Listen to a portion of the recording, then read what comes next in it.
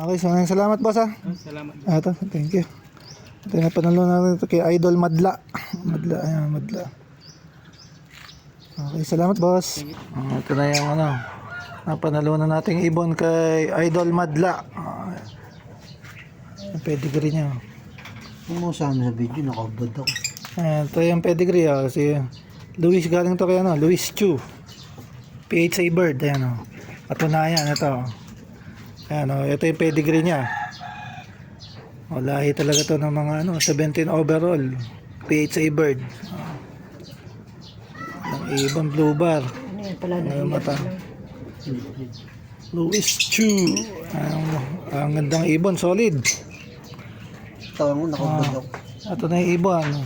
Luis Chu Bird from Idol Madla. Panalunan natin sa ending ng Sabado. Ayan. Magandang ibon, solid. Ano, hen. Ring number. PHA ano to? 09. Ay, paano? Baliktad. Pag ganun pala. 3-0 po.